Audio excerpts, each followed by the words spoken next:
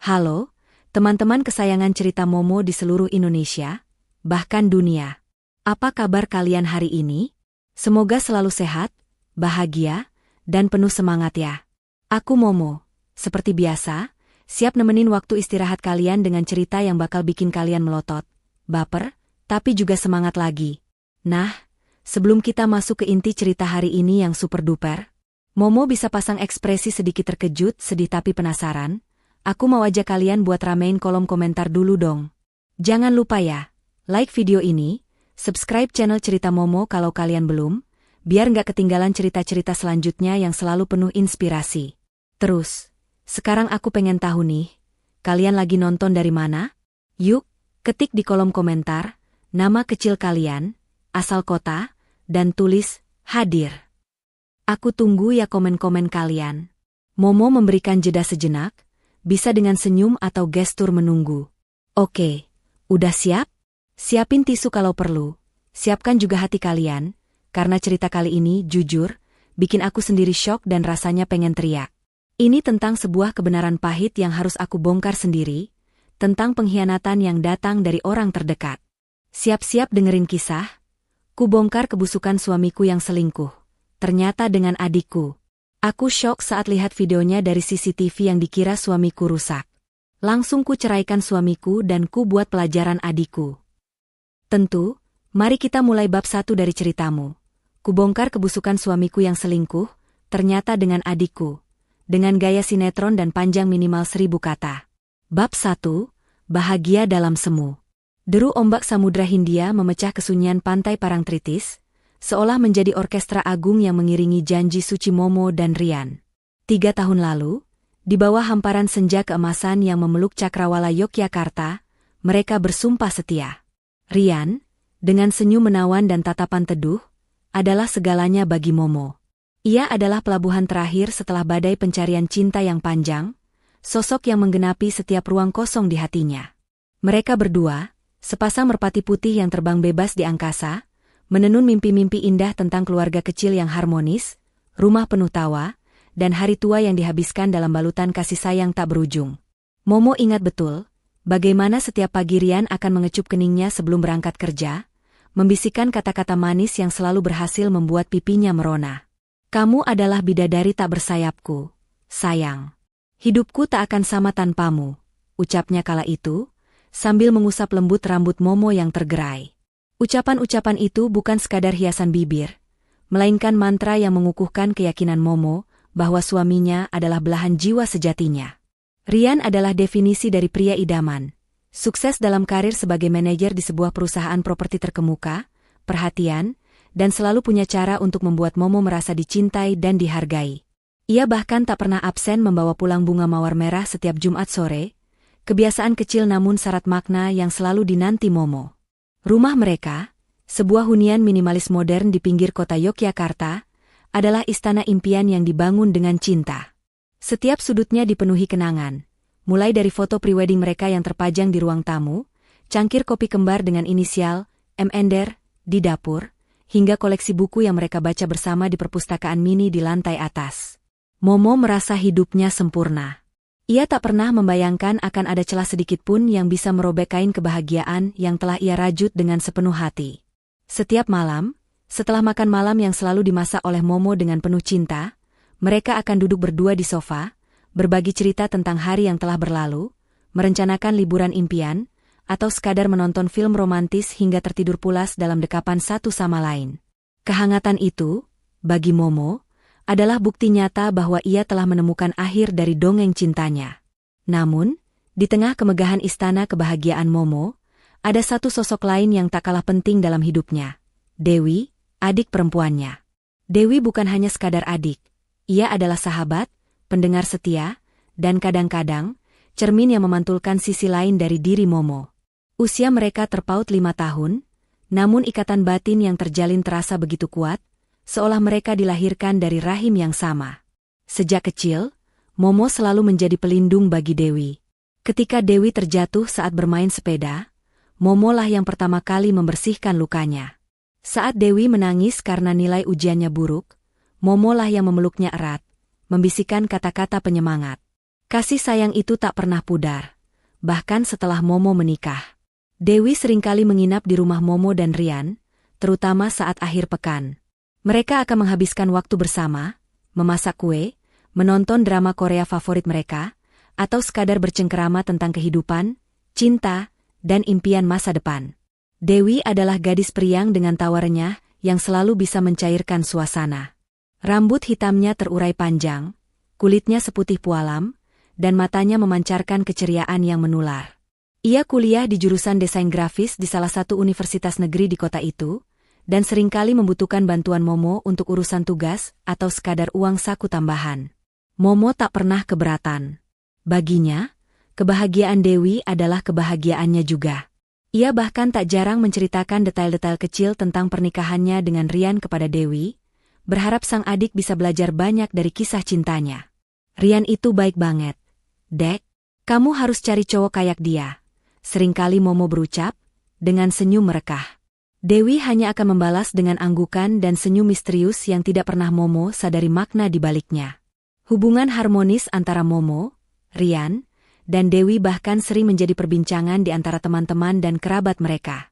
Kalian itu bertiga kayak magnet ya, nggak bisa jauh. Celetuk Bibi Sri, tetangga sebelah, suatu sore saat melihat mereka tertawa bersama di teras rumah. Momo hanya tersenyum bangga. Ia merasa telah memiliki segalanya. Suami yang mencintai, adik yang menyayangi, dan kehidupan yang sempurna. Tidak ada satupun keraguan yang terbersit di benaknya, tidak ada satupun firasat buruk yang mengusik tidur nyenyaknya. Suatu malam, saat Dewi menginap, mereka bertiga menghabiskan waktu di ruang keluarga. Rian sedang menjelaskan sebuah proyek properti terbarunya yang cukup menantang. Momo mendengarkan dengan seksama, sesekali menyela dengan pertanyaan. Sementara itu, Dewi duduk di sofa tunggal, menyimak pembicaraan mereka sambil sesekali melirik Rian dengan tatapan yang Momo kira adalah kekaguman seorang adik ipar pada kakak iparnya yang sukses. Wah, Kak Rian keren banget. Ya? Aku juga pengin deh bisa sukses kayak kakak, ujar Dewi dengan mata berbinar.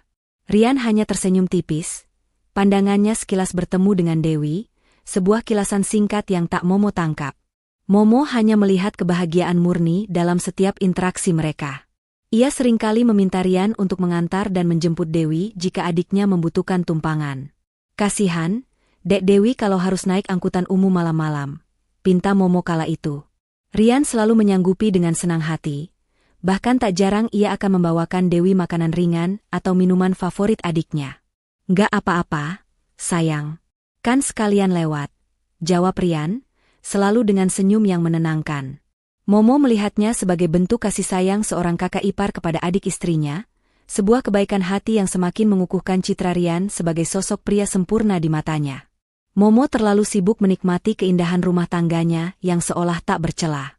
Ia terbuai dalam alunan melodi kebahagiaan yang ia ciptakan sendiri, tanpa menyadari bahwa ada nada-nada sumbang yang mulai mengiringi, samar-samar, perlahan-lahan, dan tak terdeteksi.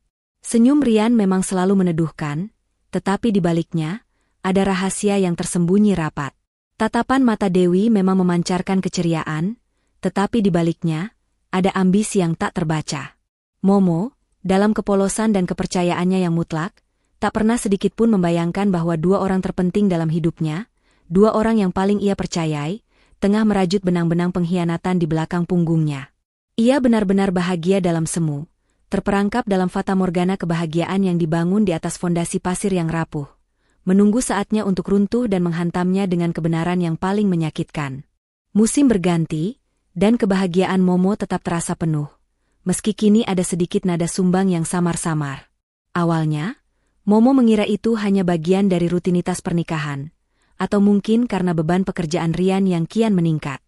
Namun, lambat laun, perubahan itu kian kentara, seperti titik-titik gerimis yang perlahan berubah menjadi rintik hujan. Rian, suaminya yang selalu pulang tepat waktu, kini mulai sering terlambat. Awalnya hanya 15 menit, lalu setengah jam, kemudian 1 jam. Dalihnya selalu sama, rapat mendadak, klien rewel, atau jalanan macet parah. Momo, dengan segala kepercayaannya, selalu mengangguk dan tersenyum, menyambutnya di depan pintu dengan sepiring makan malam hangat. Tidak apa-apa, sayang. Pasti capek, ya? Sini, aku pijat, ucap Momo dengan nada lembut, tanpa sedikit pun kecurigaan. Ia hanya merasa kasihan pada suaminya yang bekerja keras. Kebiasaan kecil Rian juga berubah. Dulu, setiap pulang, ponselnya selalu diletakkan begitu saja di meja ruang tamu, kadang bahkan tergeletak di samping bantal tidur mereka. Namun kini, ponsel itu seolah menjadi bagian tak terpisahkan dari dirinya. Ia selalu memegangnya, bahkan saat makan malam. Ada kode sandi baru, dan ia tak lagi menggeser notifikasi yang muncul tanpa melihat siapa pengirimnya. Firasat aneh mulai menggelitik hati Momo. Ia mencoba menepisnya, mungkin Rian hanya lebih menjaga privasi kerjaannya. Tapi, mengapa harus seprivat itu dari istrinya sendiri? Rian, ponselmu bergetar terus. Kenapa tidak diangkat? Tanya Momo suatu malam, saat mereka sedang menonton film. Rian tersentak, refleks meraih ponselnya dan membalikannya. Oh, ini paling dari grup kantor. Sayang. Tidak penting, jawabnya cepat, tanpa menatap Momo. Ada sedikit kegugupan dalam suaranya yang tak luput dari perhatian Momo. Namun, ia memilih untuk tidak membahasnya lebih jauh, tidak ingin dicap sebagai istri pencemburu. Perubahan sikap Rian juga terlihat dari intensitas sentuhan mereka yang berkurang. Dulu, Rian adalah pria yang ekspresif. Ia suka memeluk Momo dari belakang saat Momo memasak, atau mencium keningnya tiba-tiba saat mereka sedang bersantai. Kini, sentuhan-sentuhan itu menjadi langka, terasa hambar, seperti formalitas yang harus dijalani. Bahkan, frekuensi intim mereka pun menurun drastis. Ketika Momo mencoba mendekat, Rian seringkali beralasan lelah atau sakit kepala. Maaf, sayang, hari ini aku benar-benar capek. Besok ya, bisiknya, sambil memunggungi Momo di ranjang.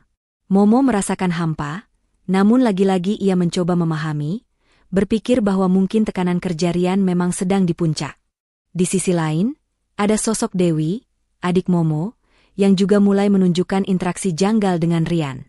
Interaksi mereka memang selalu akrab, namun belakangan ini, ada nuansa berbeda. Momo mengamati, suatu pagi saat Dewi menginap, ia mendapati Rian dan Dewi sedang tertawa di dapur saat Momo baru saja bangun tidur. Rian membisikkan sesuatu ke telinga Dewi, dan Dewi tertawa terbahak-bahak sambil memukul pelan lengan Rian. Itu adalah pemandangan yang Momo anggap biasa, sebuah keakraban antar ipar. Tapi ada sesuatu yang berbeda dalam tawa Dewi, yang lebih lepas dan manja dari biasanya, dan sorot mata Rian yang terlalu hangat untuk ukuran seorang kakak ipar. Apa yang lucu? Sih? Kok asyik banget berdua? Sapa Momo dengan senyum. Rian dan Dewi kompak terkesiap. Rian segera menjauh dari Dewi, seolah ada dinding tak kasat mata yang tiba-tiba tercipta di antara mereka. Oh, ini, sayang. Kak Dewi tadi cerita pengalaman konyolnya pas ospek dulu. Jawab Rian, suaranya sedikit lebih tinggi dari biasanya. Dewi hanya mengangguk, namun pipinya sedikit merona. Momo tak terlalu memikirkannya. Baginya, itu hanyalah candaan biasa antara kakak ipar dan adik ipar. Namun, kejadian-kejadian kecil mulai menumpuk. Suatu kali, Momo melihat pesan masuk di ponsel Dewi saat ponsel itu tergeletak di meja makan. Sebuah notifikasi dari My Love dengan emoji hati merah. Momo terdiam sejenak. Ia tahu Dewi sedang dekat dengan seseorang, tapi ia belum pernah tahu siapa orangnya. Ia berniat menanyakan, namun Dewi keburu mengambil ponselnya. Beberapa hari kemudian, Momo tak sengaja mendengar percakapan telepon Dewi di kamar tamu. Suara Dewi terdengar pelan, seperti berbisik, namun Momo bisa menangkap beberapa kata kunci, nanti malam, hati-hati ya, dan, aku kangen. Momo berpikir itu adalah pacar baru Dewi, dan ia merasa senang adiknya menemukan kebahagiaan. Tapi, entah mengapa, ada perasaan tak nyaman yang merayapi hatinya. Puncaknya, suatu sore, Momo menemukan sebuah kotak permen favorit Rian yang ia letakkan di laci meja kerjanya, kini ada di dalam tas Dewi. Momo ingat betul, ia sengaja membelikan permen itu untuk Rian karena suaminya sedang stres dengan proyek barunya. Ia bertanya pada Rian, "Yang, permenmu mana? Kok tidak ada di laci?" Rian menjawab, "Oh, sudah habis, sayang. Aku makan semua." Namun, saat Momo memegang kotak permen di tas Dewi, ia yakin isinya masih utuh. Ia berusaha mengabaikannya, mungkin Rian memberikan permen itu pada Dewi. Tapi kenapa harus berbohong padanya? Momo mencoba untuk bersikap tenang. Ia bukan tipe wanita yang mudah curiga. Ia percaya pada Rian sepenuh hati, dan ia juga menyayangi adiknya, Dewi. Pikiran bahwa dua orang terpenting dalam hidupnya bisa mengkhianatinya adalah sesuatu yang bahkan tidak pernah terlintas dalam mimpinya yang paling buruk sekalipun. Ia mencari alasan rasional untuk setiap kejanggalan yang ia temukan. Rian sibuk, Dewi sedang jatuh cinta, permen itu hanya kebetulan. Namun, di dalam lubuk hatinya, gelombang keraguan mulai bergejolak. Tidurnya tak lagi pulas seperti dulu. Ia sering terbangun di tengah malam, memikirkan wajah Rian yang terlihat lelah namun aneh, atau tawa Dewi yang kini terasa janggal. Aura kebahagiaan semu yang dulu begitu pekat kini mulai menipis, digantikan oleh kabut tipis kecurigaan yang perlahan-lahan menyelimuti. Momo mulai merasakan dingin, meskipun ia berusaha keras untuk menghangatkan kembali hatinya dengan kenangan-kenangan manis pernikahannya. Ia belum tahu bahwa dingin itu adalah pertanda badai yang akan segera datang, badai yang akan menghancurkan fondasi kehidupannya hingga ke akar-akarnya. Firasat-firasat aneh yang sebelumnya hanya sekadar bisikan halus di benak Momo, kini mulai berubah menjadi gema yang semakin keras. Ia tak bisa lagi mengabaikannya. Setiap perubahan kecil dalam diri Rian, setiap gerak-gerik aneh Dewi, mulai terangkai menjadi pola yang meresahkan. Momo merasa seperti sedang mengumpulkan kepingan teka-teki, tanpa menyadari gambar mengerikan apa yang akan terbentuk di akhirnya. Suatu sore, saat Momo sedang membersihkan meja kerja Rian, ia menemukan nota pembayaran sebuah restoran mewah yang tidak pernah mereka kunjungi bersama. Tanggalnya menunjukkan malam saat Rian beralasan rapat mendadak dan pulang sangat larut. Momo memegang nota itu, pikirannya berputar. Rian tidak pernah berbohong tentang tempat makan mereka. Ia selalu jujur jika bertemu klien di luar. Tapi mengapa nota ini ada, dan mengapa ia tidak pernah menyebutkan restoran itu? Jantung Momo berdenyut lebih cepat. Sebuah pikiran buruk mulai menyusup, namun ia buru-buru menepisnya. Mungkin itu pertemuan dengan klien penting yang memang tidak perlu ia ketahui detailnya. Ia menyimpan nota itu, tetapi rasa penasaran dan kecurigaan sudah tertanam. Beberapa hari kemudian, ponsel Rian berdering saat ia sedang mandi. Momo melihat nama yang tertera di layar, Bos Andi. Momo tahu Rian punya atasan bernama Andi, jadi ia tidak curiga. Namun, Rian keluar dari kamar mandi dengan tergesa-gesa, meraih ponselnya, dan langsung pergi ke teras untuk menerima panggilan. Suaranya terdengar pelan, seperti berbisik, dan ia sesekali melirik ke arah Momo di dalam rumah. Hal ini sangat tidak biasa. Rian tidak pernah seprivasi itu saat menerima panggilan telepon dari kantor.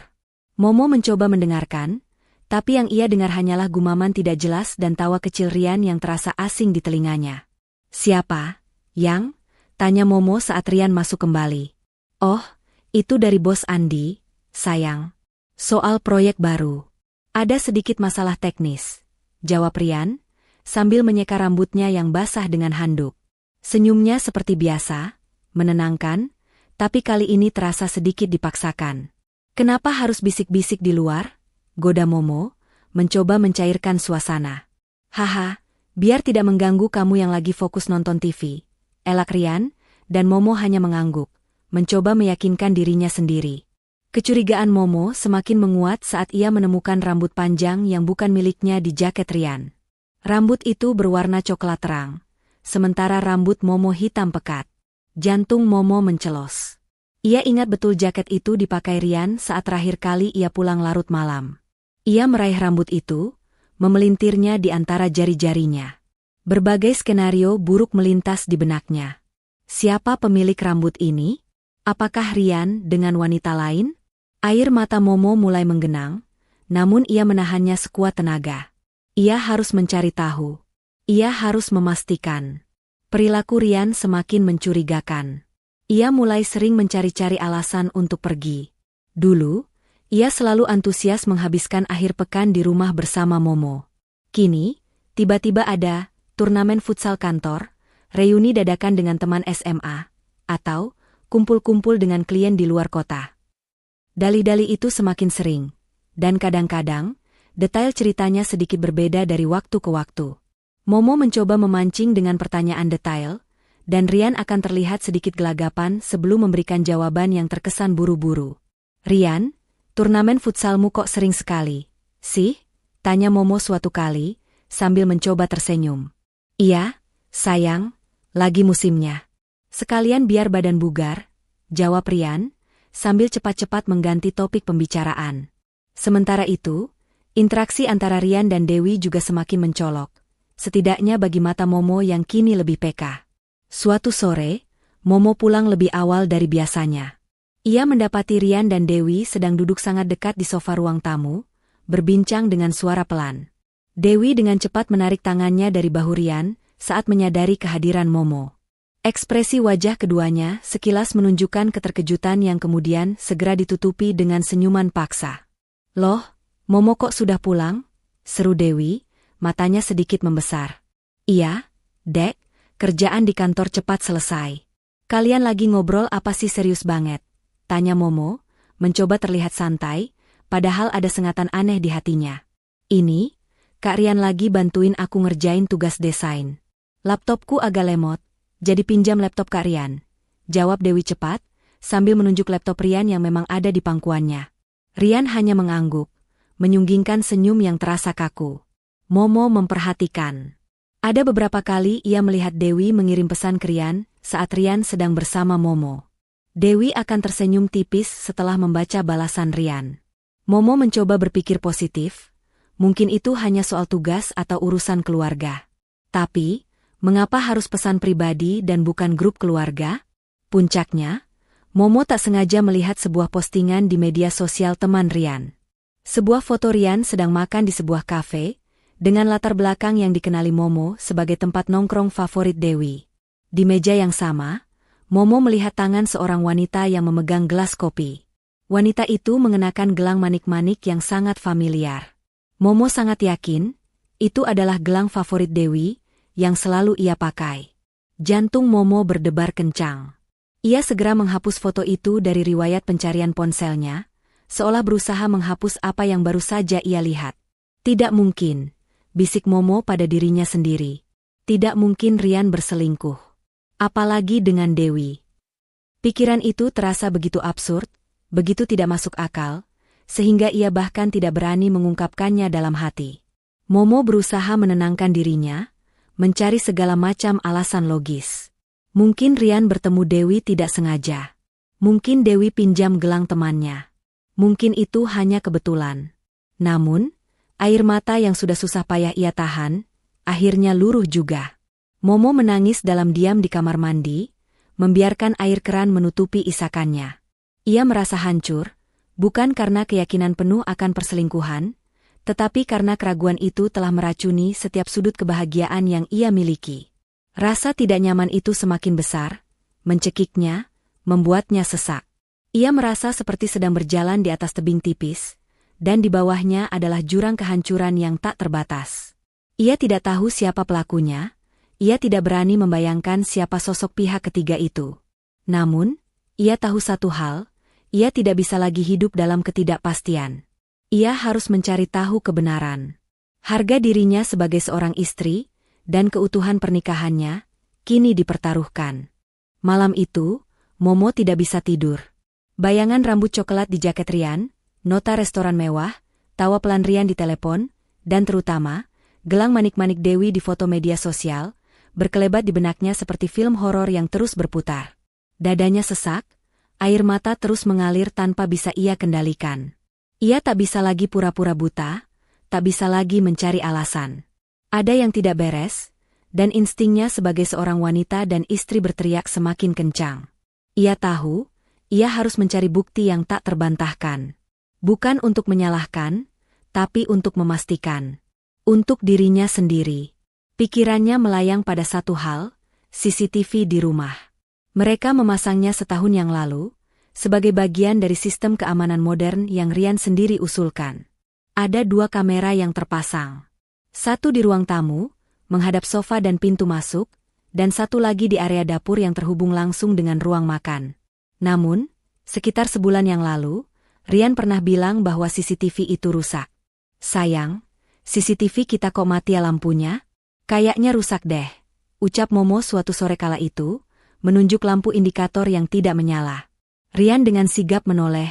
Oh, iya, ya? Sepertinya ada masalah di sistemnya. Sayang, nanti aku panggil teknisi untuk periksa. Momo tak menaruh curiga. Rian memang selalu sigap dalam urusan rumah. Namun, sudah sebulan berlalu, dan Rian tak pernah menyebut-nyebut soal perbaikan CCTV itu lagi. Momo terlalu sibuk dengan pekerjaannya dan kehidupan rumah tangga untuk mengingat detail kecil semacam itu. Tapi malam ini, detail itu tiba-tiba melesat ke pikirannya seperti kilat. Rusak? Benarkah rusak? Bisik Momo pada dirinya sendiri, sambil beranjak dari ranjang. Ia meraih ponselnya, mencari aplikasi untuk mengakses CCTV. Aplikasi itu masih terpasang. Namun setiap kali ia mencoba terhubung, yang muncul hanyalah pesan, connection error. Momo mendengus frustrasi. Mungkin memang benar rusak. Namun, dorongan kuat untuk melihat rekaman itu tak bisa dibendung. Otaknya terus berpikir. Bagaimana jika Rian berbohong? Bagaimana jika CCTV itu sebenarnya berfungsi?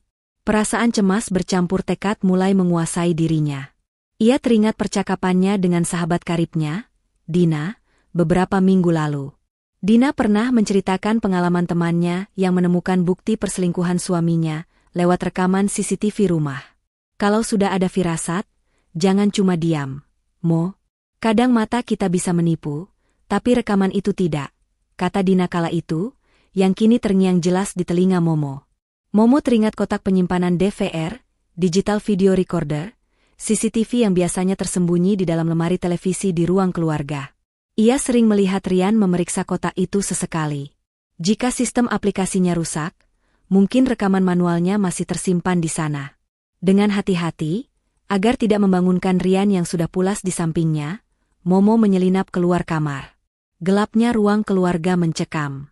Hanya cahaya rembulan yang menerobos jendela, menciptakan bayangan-bayangan menari di dinding.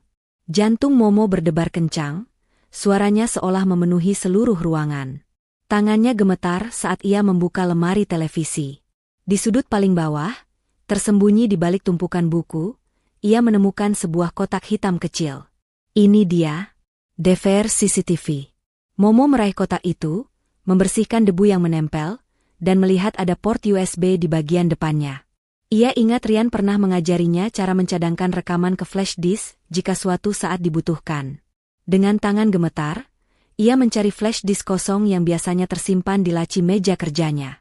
Setelah menemukannya, ia kembali ke ruang keluarga, menghubungkan flash disk ke port USB DVR, dan menekan tombol copy yang ia ingat dari instruksi Rian dulu. Lampu indikator pada DVR berkedip-kedip, menandakan proses transfer data sedang berlangsung. Momo menahan napas, matanya tak berkedip menatap lampu kecil itu. Setiap detik terasa seperti berjam-jam. Pikirannya kalut. Ia tidak tahu apa yang akan ia temukan. Apakah ia akan menemukan bukti yang ia takutkan? Atau ia hanya akan menemukan rekaman kosong yang membuktikan bahwa kecurigaannya hanyalah delusi? Namun, ia tahu, tak peduli apapun yang terjadi, ia harus menghadapi kebenaran. Ia sudah terlalu lelah hidup dalam ketidakpastian. Setelah beberapa menit, lampu indikator berhenti berkedip. Proses transfer data selesai. Momo mencabut flash disk dengan hati-hati, lalu mengembalikan DVR ke tempat semula, memastikan semuanya terlihat tidak tersentuh. Ia bergerak secepat dan setenang mungkin, seolah ada mata tak terlihat yang mengawasinya. Kembali ke kamar, ia melirik Rian yang masih terlelap. Ada rasa bersalah yang menusuk, namun ia segera menepisnya. Ia melakukan ini demi dirinya sendiri, demi kejelasan. Ia menyalakan laptopnya dengan cahaya redup, lalu memasukkan flash disk. Folder-folder dengan tanggal dan waktu muncul di layar. Jantung Momo berdegup semakin kencang, seolah akan melompat keluar dari dadanya. Ia memilih folder yang paling baru, sekitar 2 minggu yang lalu, saat Rian mulai sering pulang larut dan Dewi juga sering menginap. Tangannya gemetar saat ia mengklik salah satu file video. Layar laptop menampilkan rekaman ruang tamu mereka. Kosong. Momo menghela napas, setengah lega, setengah kecewa. Ia terus membuka file satu persatu, menggesernya dengan cepat. Ada rekaman saat ia memasak di dapur, saat Rian pulang kerja, atau saat mereka duduk menonton TV. Semuanya normal, biasa saja. Namun, Momo tidak menyerah. Ia terus menggulir ke bawah, melewati tanggal-tanggal yang paling mencurigakan. Ia mencari rekaman pada malam-malam ketika Rian beralasan rapat mendadak dan pulang sangat larut. Atau saat Dewi menginap dan ia merasakan ada yang aneh dari interaksi mereka. Akhirnya, ia menemukan satu file video dengan tanggal dan waktu yang sangat spesifik. Senin malam, pukul 23.45 WIB, 2 minggu yang lalu. Malam itu, Rian beralasan ada rapat darurat dengan klien dari luar kota dan pulang hampir pukul 2 pagi. Dan malam itu, Dewi juga sedang menginap, beralasan ada tugas kuliah yang harus diselesaikan di dekat kampus Momo. Dengan tangan gemetar dan mata yang basah, Momo mengklik 2 kali file video tersebut. Layar laptop mulai memutar rekaman. Ini adalah titik balik utama. Ia tidak tahu apa yang akan disaksikannya, tapi ia sudah mempersiapkan diri untuk skenario terburuk. Ia hanya berharap, apapun itu, ia punya kekuatan untuk menghadapinya. Napas Momo tertahan di tenggorokan. Jantungnya bergemuruh seperti genderang perang, mengalahkan setiap suara di ruangan itu, bahkan deru pendingin ruangan yang berbisik pelan. Layar laptop memancarkan cahaya redup, namun bagi Momo, sorotnya terasa membakar mata. File video yang ia pilih mulai berputar. Awalnya, rekaman itu menunjukkan ruang tamu yang sunyi, jam dinding berdetak pelan, dan sofa yang kosong. Momo melihat ke arah jam di layar, pukul 23.45 waktu Indonesia Barat. Tepat seperti yang ia duga. Beberapa detik kemudian, pintu depan terbuka perlahan. Sosok Rian muncul, melangkah masuk dengan langkah ringan. Ia tidak terlihat lelah seperti yang sering ia tunjukkan saat pulang larut. Justru, ada senyum tipis di bibirnya, senyum yang tidak pernah Momo lihat ketika Rian bersamanya setelah rapat penting itu. Rian langsung menuju sofa, menjatuhkan tas kerjanya. Kemudian, ia mengeluarkan ponselnya dan mulai mengetik sesuatu. Beberapa saat kemudian, ia berdiri dan berjalan menuju dapur. Kamera CCTV di ruang tamu hanya menangkap sebagian punggungnya. Momo tahu, kamera lain di dapur pasti merekam lebih jelas. Tapi ia memilih untuk terus menyaksikan rekaman di ruang tamu, entah mengapa ada intuisi kuat yang menahannya. Lalu, sebuah bayangan muncul dari arah tangga. Dewi, adik kandung Momo. Ia turun perlahan, mengenakan piyama tidur berwarna pastel yang Momo belikan untuknya. Rambut hitamnya terurai panjang, dan wajahnya masih menunjukkan jejak kantuk. Momo melihat Dewi menguap kecil, lalu matanya menangkap siluet Rian di dapur. Senyum tipis mengembang di bibir Dewi.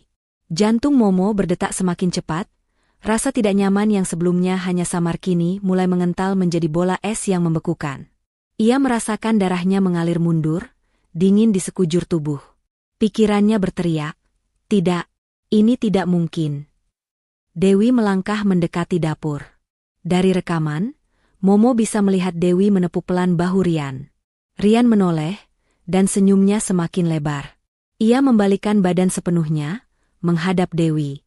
Yang terjadi selanjutnya adalah adegan yang menghantam Momo, seperti palu godam raksasa. Rian tidak hanya tersenyum. Ia meraih pinggang Dewi, menariknya mendekat. Dewi tidak menolak. Sebaliknya, ia melingkarkan tangannya di leher Rian. Mereka berpelukan. Pelukan yang bukan pelukan seorang kakak ipar kepada adik iparnya. Ini adalah pelukan yang intim, penuh kehangatan, dan jelas-jelas ada rasa yang lebih dari sekadar hubungan keluarga.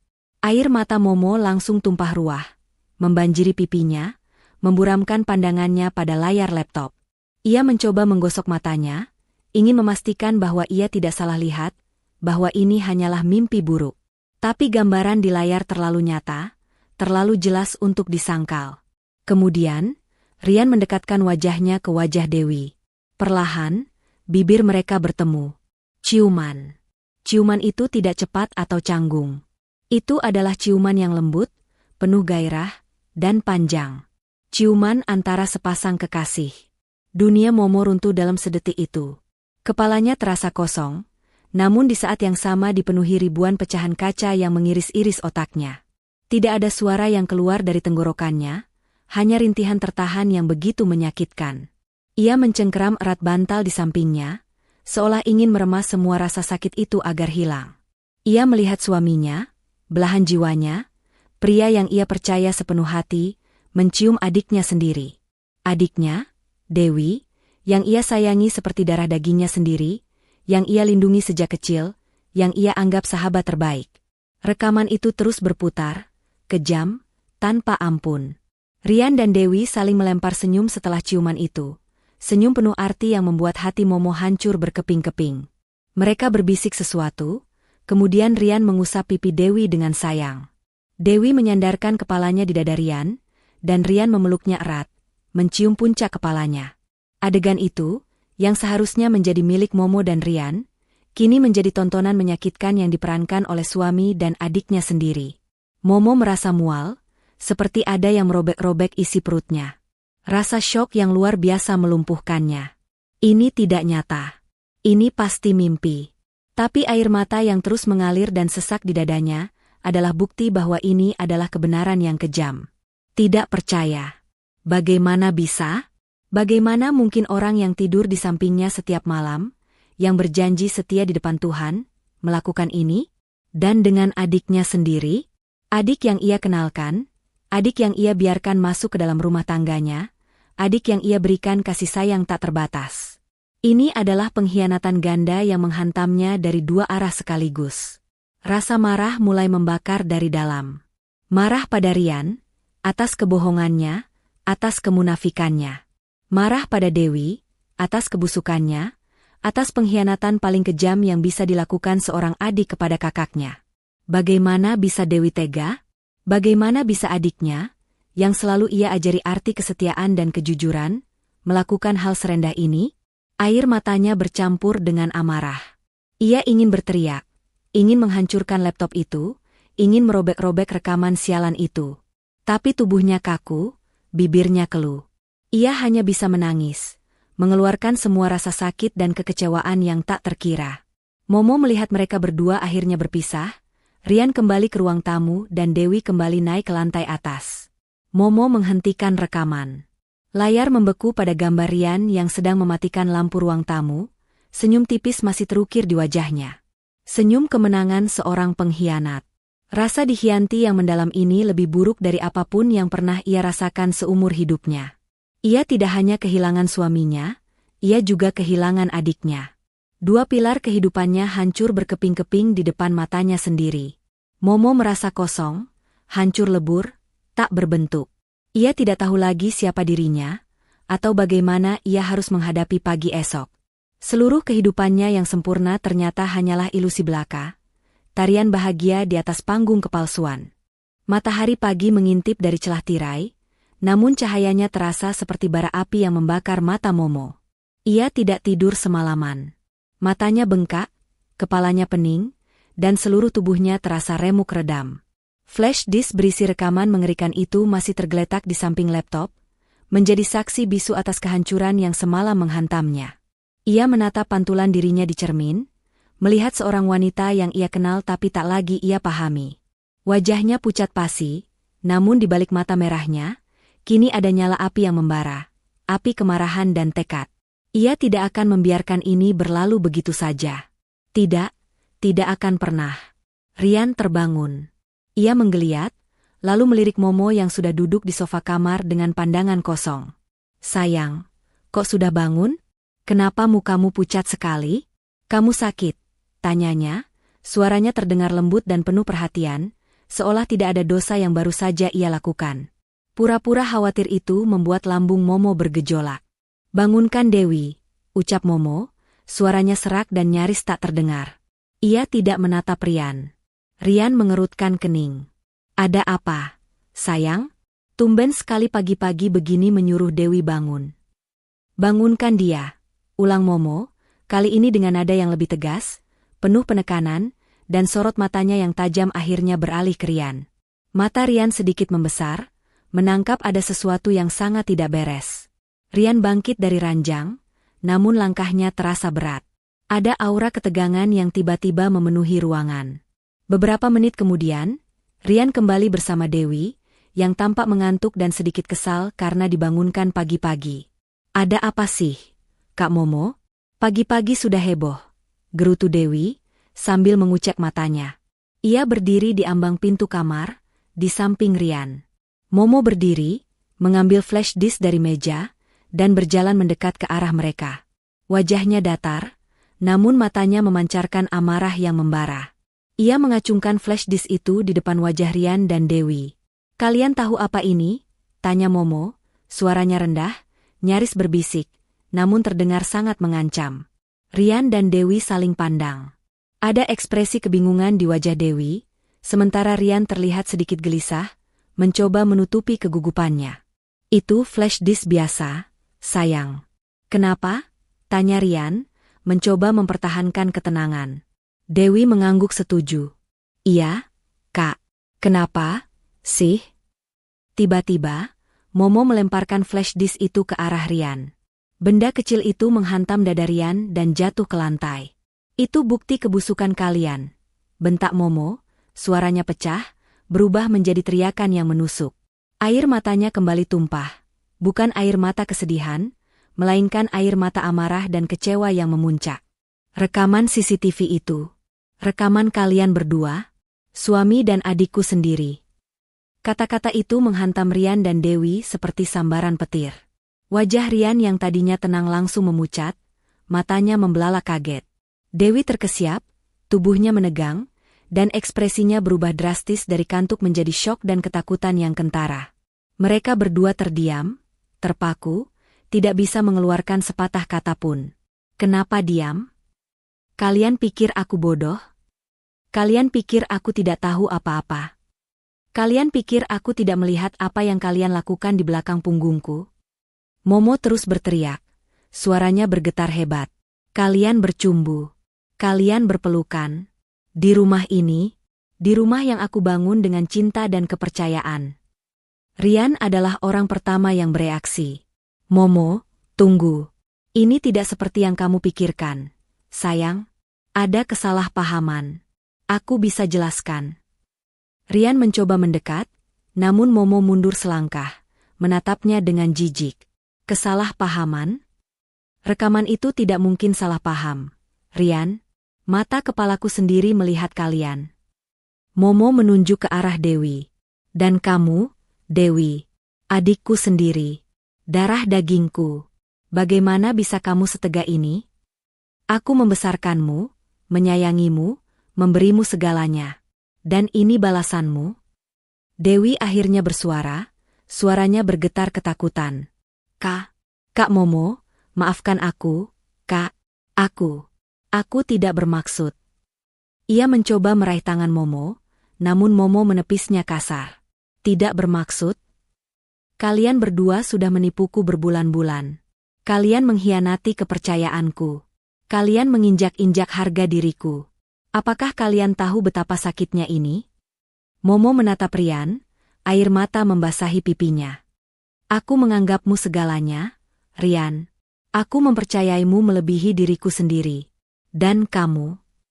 Ia tidak bisa melanjutkan, terlalu sakit untuk diucapkan. Rian mencoba membela diri. "Aku khilaf, Momo. Aku tidak sengaja. Dewi yang duluan mendekatiku, aku bersumpah." Ia menuding Dewi, mencoba melempar kesalahan. Ucapan Rian membuat amarah Momo meledak lagi. "Jangan kau salahkan adikku. Kalian berdua sama-sama bajingan. Kamu, suami tidak tahu diri. Dan kamu, adik yang tidak tahu malu."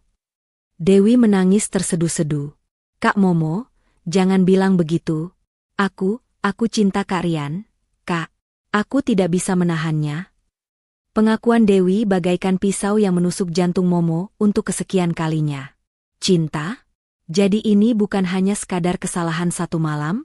Ini adalah perasaan yang mereka kembangkan di belakang punggungnya?" Hancur sudah semua sisa-sisa harapan Momo. "Cinta? Kamu mencintai suami kakakmu sendiri? Apakah kamu tidak punya hati nurani, Dewi?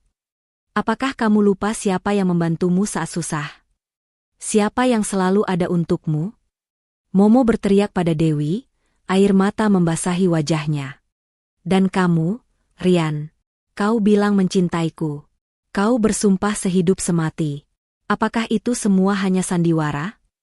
Rian mencoba merangkul Momo, tapi Momo mendorongnya sekuat tenaga. Jangan sentuh aku. Kalian berdua menjijikkan. Aku tidak sudi melihat wajah kalian lagi. Perdebatan sengit itu memenuhi ruangan. Rian mencoba menjelaskan dengan alasan-alasan klise tentang khilafan dan godaan. Dewi hanya bisa menangis dan meminta maaf. Namun air matanya tidak lagi mampu menyentuh hati Momo. Nyeri dan amarah sudah terlalu dalam. Aku sudah memutuskan, ucap Momo, suaranya tiba-tiba tenang, namun penuh kekuatan yang menakutkan. Ia menatap bergantian antara Rian dan Dewi, mata mereka merah dan bengkak. Aku tidak bisa lagi hidup dengan pengkhianat. Aku akan menggugat cerai. Dan kamu, Dewi, Momo beralih menatap adiknya, jangan pernah muncul di hadapanku lagi. Jangan pernah sebut aku kakakmu. Kalian berdua sudah mati bagiku. Ucapan, menggugat cerai, membuat Rian dan Dewi terkesiap lagi. Ekspresi syok dan ketidakpercayaan terpancar jelas di wajah mereka. Momo, jangan begini, sayang. Jangan terburu-buru. Kita bisa selesaikan ini baik-baik.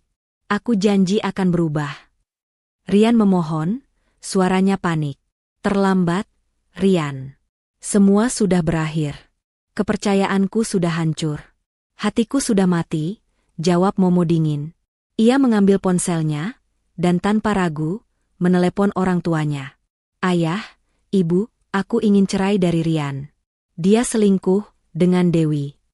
Tangis histeris Dewi meledak. Rian mencoba meraih ponsel Momo, namun Momo menghindar. Momo menunjukkan kekuatan dan keputusannya yang bulat. Ia tidak akan membiarkan pengkhianatan ini menghancurkan dirinya. Ia akan bangkit, meski harus melewati api neraka. Konfrontasi ini adalah langkah pertamanya menuju kebebasan, meski dengan harga yang sangat mahal.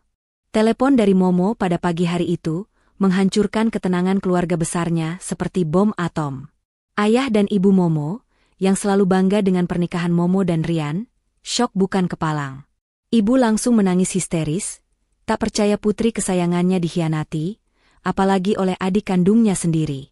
Ayah, dengan wajah mengeras menahan marah dan malu, segera memerintahkan mereka datang ke rumah orang tua Momo siang itu juga. Pertemuan keluarga besar yang seharusnya penuh kehangatan, kini berubah menjadi meja hijau tanpa hakim, hanya berisi hati yang terluka dan kemarahan yang membara. Momo tiba di rumah orang tuanya dengan langkah gontai namun tatapan mata yang penuh tekad. Di sana, sudah ada ayah dan ibu, serta paman dan bibi dari pihak Momo yang ikut hadir sebagai penengah dan pendukung moral. Rian dan Dewi datang beberapa saat kemudian, dengan wajah tertunduk lesu dan mata sembab. Dewi tak berani menatap Momo, sementara Rian sesekali mencuri pandang ke arah Momo, tatapan penuh penyesalan yang Momo anggap sebagai sandiwara murahan. Jelaskan, apa yang sebenarnya terjadi, Rian? Bentak ayah Momo, suaranya menggelegar memenuhi ruang tamu. Rian tergagap, mencoba menjelaskan versinya yang penuh pembenaran diri dan sedikit menyalahkan Dewi. Saya hilaf. Yah, saya tidak bermaksud menyakiti Momo. Dewi yang... Cukup, potong Momo tajam. Jangan coba salahkan Dewi sendirian, Rian. Kalian berdua sama-sama bersalah. Kalian sama-sama menikmati pengkhianatan ini. Momo kemudian menatap Dewi dengan mata berkaca-kaca. Dan kamu, Dewi, apakah kamu tidak pernah memikirkan perasaan kakakmu? Apa yang kurang dariku selama ini? Dewi hanya bisa menangis, sesekali merengek meminta maaf. Namun, bagi Momo, permintaan maaf itu terasa kosong, tak sebanding dengan luka menganga yang telah mereka torehkan. Ibu Momo tak henti-hentinya menangis, meratapi nasib putrinya dan juga tindakan Dewi yang mencoreng nama baik keluarga. Paman dan bibi hanya bisa menggelengkan kepala, terkejut dengan kebenaran pahit yang baru saja mereka dengar. Momo sudah memutuskan, ucap ayah Momo dengan suara berat, setelah perdebatan sengit berlangsung berjam-jam. Dia akan menggugat cerai Rian. Sontak, Rian mengangkat kepala, matanya membelalak panik. Jangan, yah, jangan, Momo. Beri aku kesempatan. Aku akan berubah. Aku akan membuktikan cintaku padamu. Rian mencoba meraih tangan Momo, namun Momo menepisnya. Kesempatan? Aku sudah memberimu kesempatan selama 3 tahun pernikahan kita, Rian. Dan kamu membalasnya dengan menusukku dari belakang, bersama adikku sendiri, balas Momo dingin. Tidak ada lagi kesempatan. Hatiku sudah mati untukmu. Proses perceraian dimulai dengan penuh drama. Rian tidak ingin bercerai. Ia terus-menerus memohon, mengirim pesan, menelepon Momo, bahkan mendatangi kantor Momo untuk meminta maaf dan berjanji akan berubah.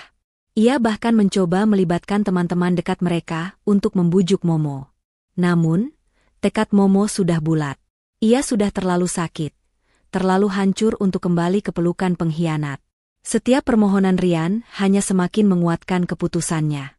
Ia melihat Rian bukan lagi sebagai suami yang dicintai, melainkan sebagai sosok yang telah merusak kepercayaannya dan menghancurkan mimpinya. Aku sudah memikirkan ini matang-matang, ujar Momo kepada pengacaranya, seorang wanita parubaya yang tegas dan berempati. Aku tidak ingin ada harta gono gini yang dipersulit, aku hanya ingin bercerai secepatnya dan hidup tenang. Rumah ini, biar aku yang ambil. Sisanya, ambil saja semua. Momo tahu, rumah itu adalah satu-satunya peninggalan yang ia ingin pertahankan, sebagai simbol bahwa ia bisa berdiri sendiri. Persidangan perceraian berlangsung alot. Rian terus-menerus menunda, mencari celah hukum, dan bahkan mencoba menyangkal bukti perselingkuhan yang Momo miliki. Ia berdalih bahwa rekaman CCTV itu tidak valid atau hasil rekayasa. Namun, Momo tidak gentar. Dengan bantuan pengacaranya, ia menyajikan bukti-bukti lain yang mendukung, seperti nota restoran, kesaksian beberapa teman yang melihat keanehan dalam perilaku Rian, dan bahkan keterangan dari beberapa rekan kerja Rian yang sempat melihat Rian sering berduaan dengan Dewi di luar jam kantor. Setiap kali Rian mencoba berbohong di depan hakim, Momo hanya menatapnya dengan pandangan tajam, penuh kecewa dan jijik. Puncaknya, rekaman CCTV yang disimpan Momo menjadi bukti pamungkas. Saat rekaman itu diputar di hadapan majelis hakim dan pengacara kedua belah pihak, Rian terdiam. Wajahnya memucat pasi, tak mampu membantah lagi. Sementara Dewi, yang juga dihadirkan sebagai saksi, hanya bisa tertunduk dan menangis sesenggukan. Kebenaran yang selama ini mereka tutupi, kini terbongkar di hadapan semua orang. Media sosial keluarga besar pun heboh. Berita perceraian Momo dan Rian, ditambah dengan isu perselingkuhan Rian dengan Dewi, menyebar seperti api. Beberapa teman Momo yang dulu sering memuji keharmonisan rumah tangganya, kini berbalik memberikan dukungan penuh. Ada yang menyayangkan, ada yang marah, namun sebagian besar memuji keberanian Momo. Momo memang merasakan sakit yang luar biasa selama proses ini. Setiap kali ia harus mengingat kembali pengkhianatan itu, hatinya terasa terkoyak. Namun, di balik rasa sakit itu, ada kekuatan baru yang tumbuh. Ia tidak ingin terpuruk. Ia tidak ingin membiarkan mereka, Rian dan Dewi, melihatnya hancur. Ini adalah pertarungan untuk harga dirinya, untuk masa depannya. Ia harus kuat. Setiap malam, ia akan menangis sendiri di dalam kamarnya yang sepi, melepaskan semua beban dan rasa sakit. Namun, setiap pagi, ia akan bangun, menatap cermin, dan mengatakan pada dirinya sendiri, "Kamu kuat, Momo. Kamu bisa melewati ini." Ia mulai kembali berolahraga, melakukan yoga, dan menyibukkan diri dengan pekerjaan. Ia juga mencari dukungan dari sahabat-sahabatnya yang setia, yang tak henti-hentinya memberikan semangat. Beberapa bulan berlalu, dan palu hakim akhirnya diketuk. Perceraian Momo dan Rian resmi diputuskan. Hak asuh rumah jatuh ke tangan Momo, sesuai keinginannya. Ia merasa lega, seperti beban raksasa yang selama ini menindih dadanya terangkat begitu saja. Ini adalah akhir dari sebuah babak yang penuh penderitaan, dan awal dari lembaran baru yang ia yakini akan lebih baik. Meskipun hatinya masih berdarah, Momo memilih untuk tidak menyerah pada kepedihan.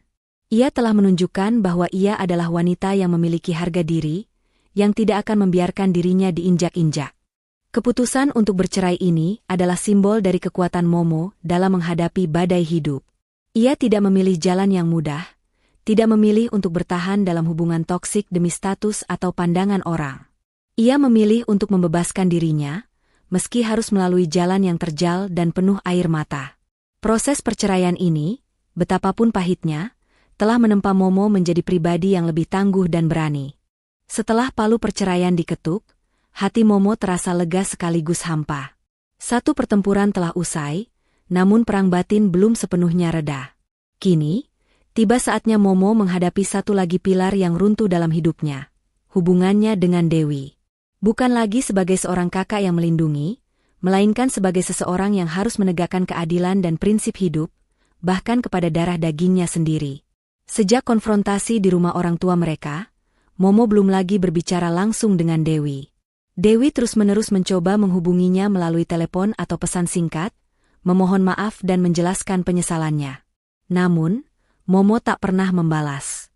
Luka yang ditorehkan Dewi terlalu dalam, pengkhianatan itu terlalu pahit untuk dimaafkan begitu saja, apalagi dilupakan. Ibu Momo sempat mencoba menjadi mediator. Mo, bagaimanapun juga, Dewi itu adikmu. Dia sudah menyesal sekali. Mau sampai kapan kamu seperti ini? Pinta ibu suatu sore, raut wajahnya tampak menua karena beban masalah keluarga ini. Momo menatap ibunya. Ibu, aku tahu dia adikku. Tapi apa yang dia lakukan, itu bukan kesalahan biasa. Dia tidak hanya menghancurkan rumah tanggaku, dia menghancurkan kepercayaanku. Dia menghancurkan gambaran adik yang selama ini aku miliki. Suara Momo bergetar, menahan gejolak emosi. Aku perlu waktu. Dan dia perlu merasakan konsekuensi dari perbuatannya. Momo tahu, ia tidak bisa membiarkan Dewi lolos begitu saja tanpa memahami betapa seriusnya pengkhianatan ini. Ia tidak ingin melihat Dewi mengulang kesalahan yang sama di masa depan, atau tumbuh menjadi pribadi yang egois dan meremehkan perasaan orang lain. Ia harus membuat pelajaran untuk adiknya. Langkah pertama yang Momo ambil adalah memutus semua jalur komunikasi langsung dengan Dewi. Ia memblokir nomor telepon Dewi, menghapus semua akun media sosial adiknya, dan meminta teman-teman terdekatnya untuk tidak lagi menghubungkannya dengan Dewi. Ini adalah keputusan yang berat, sebab Momo sangat mencintai adiknya. Namun, ia tahu ini perlu dilakukan demi proses penyembuhannya sendiri, dan demi Dewi agar benar-benar merasakan kehampaan akibat perbuatannya. Kemudian, Momo meminta ayah dan ibu untuk menyampaikan pesan darinya kepada Dewi. Sampaikan pada Dewi, kata Momo pada ayahnya, dengan suara tegas dan mata berkaca-kaca, bahwa aku tidak ingin melihatnya di rumah ini lagi untuk sementara waktu. Biarkan dia merenungi perbuatannya sendiri. Dan katakan padanya, bahwa kepercayaan itu seperti kertas. Sekali diremas, tidak akan bisa kembali mulus seperti semula. Meskipun ia meminta maaf 1000 kali, bekas remasan itu akan selalu ada. Pesan itu disampaikan, dan reaksi Dewi adalah tangis histeris. Ia memang merasa sangat bersalah dan menyesal. Namun penolakan total dari Momo, ditambah dengan pengusiran, sementara dari rumah keluarga, benar-benar menghantamnya. Dewi terpaksa pindah dan tinggal sementara di rumah salah satu temannya di luar kota, menjauh dari lingkungan yang terus mengingatkannya pada kesalahannya. Ini adalah konsekuensi yang Momo harapkan, rasa sakit akibat kehilangan yang setimpal dengan rasa sakit yang ia derita. Momo juga mengambil langkah lain yang lebih personal. Ia menghapus semua foto dan kenangan kebersamaan dengan Dewi di ponselnya, laptopnya, dan album foto fisiknya.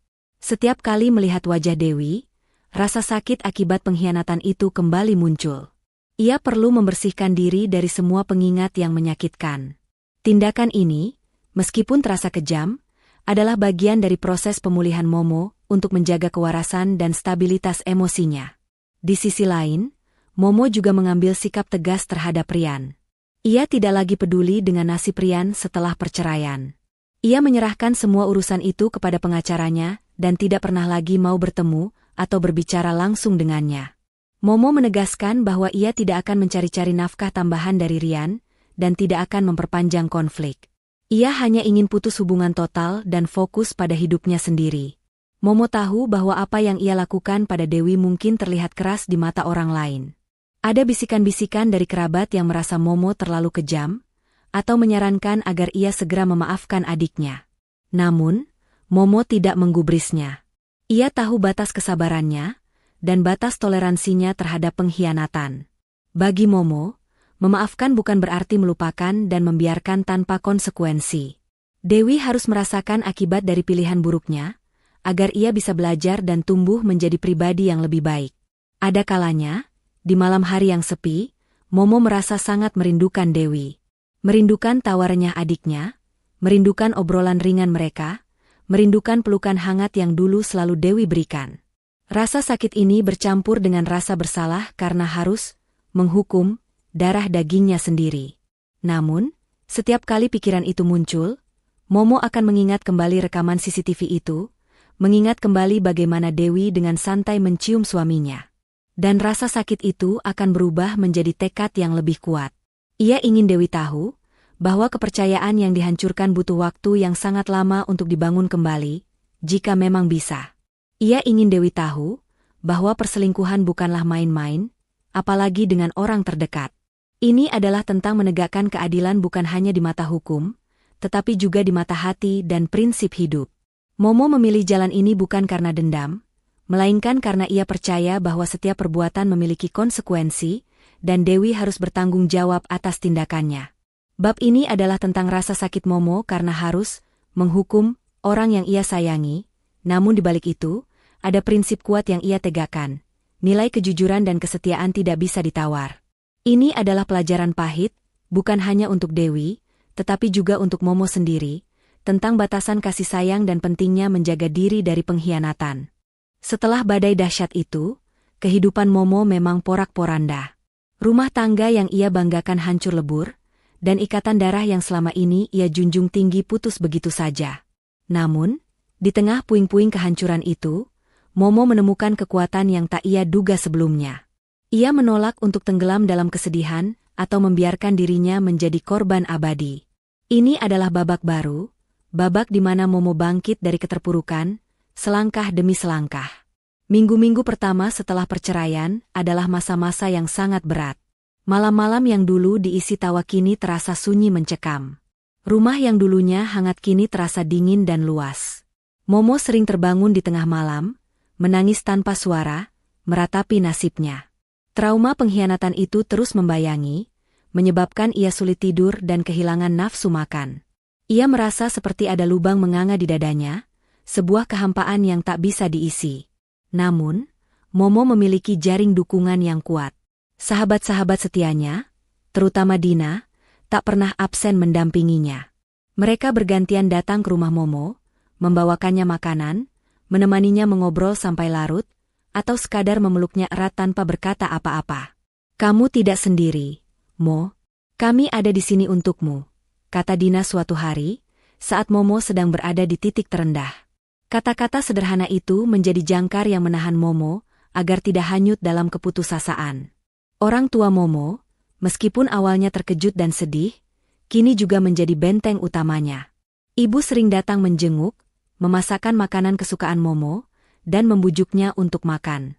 Ayah, dengan caranya yang kalem, selalu mengingatkan Momo untuk kuat dan tidak menyerah. Hidup itu seperti roda, nak. Ada kalanya di bawah, tapi pasti akan berputar ke atas lagi. Nasihat ayah memberikan Momo harapan. Momo tahu ia harus melakukan sesuatu untuk dirinya sendiri. Ia tidak bisa terus-menerus larut. Langkah pertama yang ia ambil adalah mencari bantuan profesional. Ia mulai rutin mengunjungi psikolog. Sesi-sesi terapi itu menjadi wadah bagi Momo untuk meluapkan semua emosi negatif yang selama ini ia pendam. Marah, kecewa, sedih, bahkan rasa bersalah. Psikolog membantunya memahami bahwa apa yang terjadi bukanlah salahnya, dan bahwa perasaan-perasaan itu valid. Ia belajar cara mengelola trauma, menghadapi trigger, dan membangun kembali rasa percaya diri yang sempat hancur. "Penting untuk memvalidasi perasaanmu, Bu Momo," kata psikolognya. "Berikan dirimu waktu untuk berduka, tapi jangan biarkan duka itu mendefinisikan siapa dirimu." Momo juga mulai menfokuskan energi pada hal-hal positif. Ia kembali menekuni hobinya yang sempat terbengkalai, melukis. Kanvas-kanvas kosong kini diisi dengan goresan kuas penuh warna, meluapkan setiap emosi yang ia rasakan. Setiap coretan adalah terapi, setiap warna adalah ungkapan. Ia juga mendaftar kelas yoga dan meditasi. Gerakan-gerakan lembut dan latihan pernapasan membantunya menenangkan pikiran yang kalut dan menemukan kedamaian batin. Di kantor, Momo menunjukkan dedikasi yang luar biasa. Ia bekerja lebih keras, mengambil proyek-proyek baru, dan membuktikan dirinya sebagai karyawan yang kompeten dan berprestasi. Kesibukan itu membantunya mengalihkan pikiran dari rasa sakit dan fokus pada tujuan baru. Ia menyadari bahwa ia punya nilai, ia punya kemampuan, dan ia tidak perlu seorang pria untuk menjadi lengkap. Karirnya menjadi salah satu sumber kekuatan dan kebanggaan barunya. Perlahan tapi pasti, senyum di wajah Momo mulai kembali merekah. Bukan senyum semu seperti dulu, melainkan senyum tulus yang memancarkan kekuatan dan ketenangan. Ia mulai bisa tertawa lepas lagi bersama teman-temannya, bahkan sesekali bisa membicarakan mantan suaminya tanpa merasakan sakit yang menusuk. Memang, luka itu masih ada. Namun kini ia mampu hidup berdampingan dengannya, tidak lagi dikuasai olehnya. Momo juga mulai membangun lingkaran pertemanan baru. Ia bergabung dengan komunitas relawan, menyalurkan energinya untuk membantu orang lain yang membutuhkan. Di sana, ia bertemu dengan banyak orang hebat dengan kisah hidup yang beragam, yang memberinya perspektif baru tentang arti kekuatan dan ketahanan. Ia menyadari bahwa ia tidak sendirian dalam menghadapi kesulitan. Rumahnya, yang dulu terasa dingin, kini kembali ia hias dengan sentuhan-sentuhan personal yang mencerminkan semangat barunya. Ia menanam bunga-bunga di taman, mengubah tata letak furnitur, dan menciptakan suasana yang lebih cerah dan segar. Rumah itu bukan lagi istana impian yang runtuh, melainkan simbol kebangkitan dirinya. Momo belajar untuk mencintai dirinya sendiri lagi. Ia memanjakan diri dengan hal-hal kecil, seperti membaca buku di kafe, mencoba resep masakan baru, atau sekadar menikmati waktu sendirian di sore hari sambil menyeruput teh hangat. Ia merawat dirinya, baik fisik maupun mental.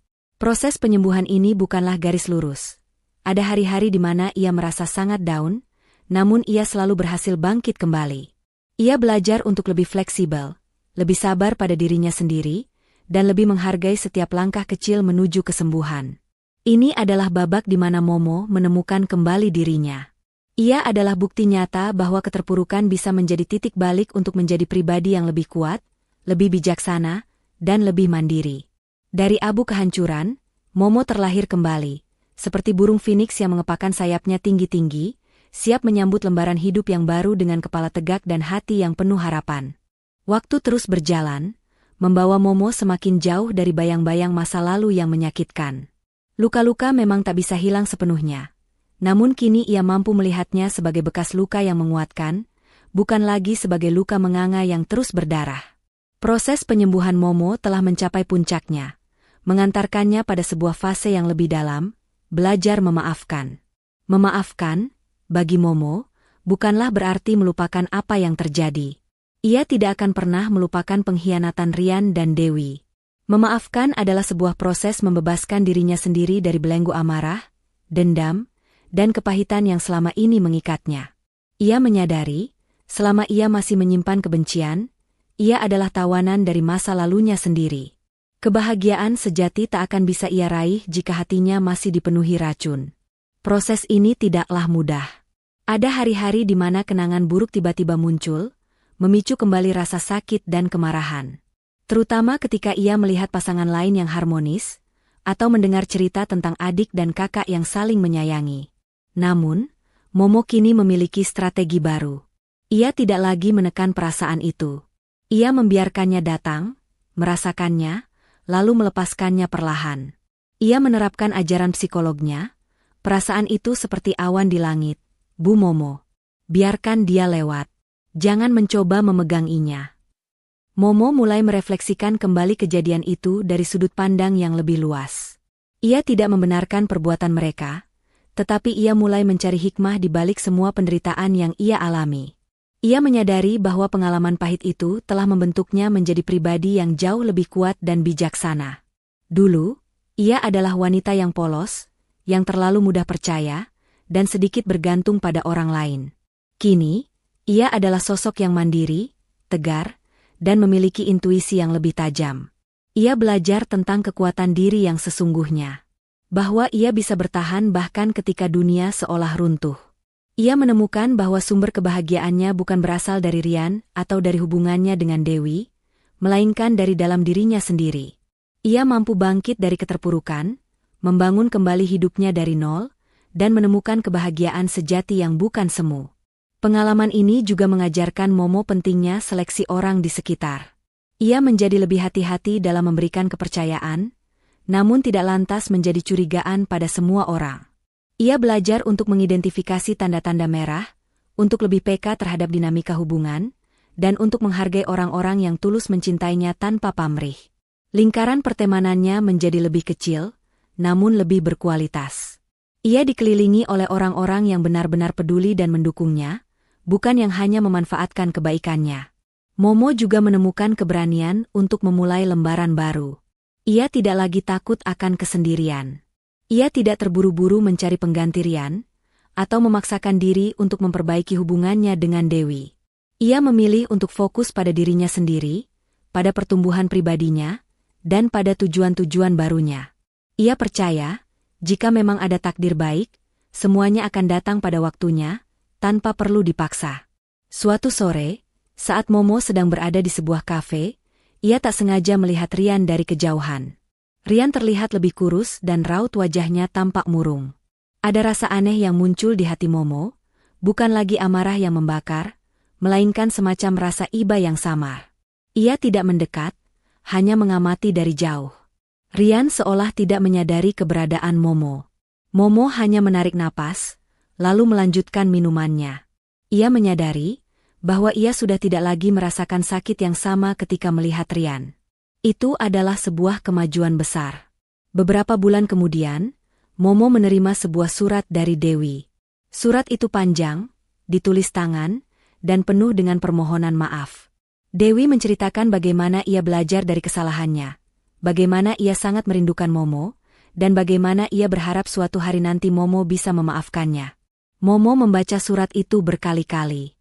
Air matanya menetes, bukan karena kesedihan, melainkan karena ia melihat kejujuran dan penyesalan yang tulus dari adiknya.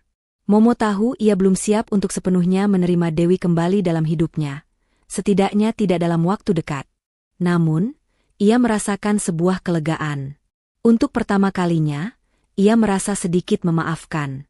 Bukan memaafkan perbuatan, tapi memaafkan orangnya, demi kedamaian hatinya sendiri. Ia tidak membalas surat itu, namun ia tidak lagi menghapusnya. Itu adalah langkah kecil, namun signifikan, menuju penyembuhan total.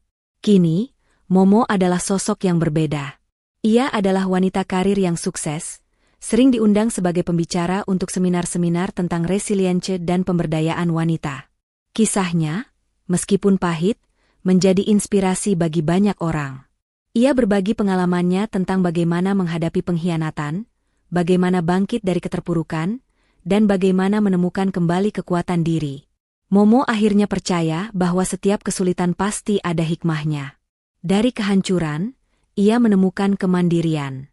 Dari pengkhianatan, ia menemukan kesetiaan sejati dari dirinya sendiri dan orang-orang terdekatnya. Dari rasa sakit, ia menemukan kebijaksanaan.